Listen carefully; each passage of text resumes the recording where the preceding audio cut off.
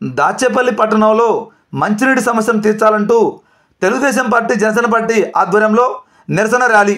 ఇక పూర్తి సమాచారం వరకు పల్నాడు జిల్లా గురజాల నియోజకవర్గం దాచేపల్లి పట్టణంలో శుక్రవారం మధ్యాహ్నం 3 గంటల సమయంలో భాగంగా తెలుగుదేశం పార్టీ మరియు జనసేన పార్టీ ఆధ్వర్యంలో పెద్ద ఎత్తున పట్టణంలో మంచినీటి సమస్యను తీర్చాలంటూ ఖాళీ బిందెలతో నిరసన తెలియజేశారు.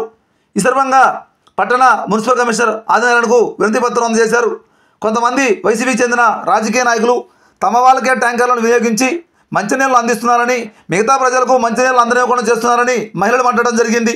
ఈ సందర్భంగా మున్సిపల్ కమిషనర్ ఆదినారాయణ మాట్లాడుతూ అందరికీ కూడా మంచినీళ్ళు అందే విధంగా చూస్తామని, ట్యాంకర్లు కూడా 10 దాకా పెంచడం జరుగుతుందన్నారు. ఏ సమయానికి ట్యాంకర్లు వచ్చేది అనేది సచివాలయ పరిధిలో ఫోన్ నెంబర్లను కూడా ఏర్పాటు చేస్తామన్నారు.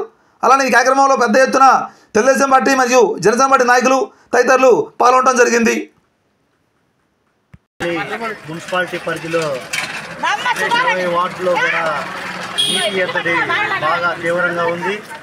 నీటి ఎద్దడికి గత నెల నుంచి తీర్మానం చేసి 95 లక్షల రూపాయలు బడ్జెట్ పెట్టి ఇవాళ మున్సిపాలిటీలో ట్యాంకర్లు తిప్పుతున్నారు.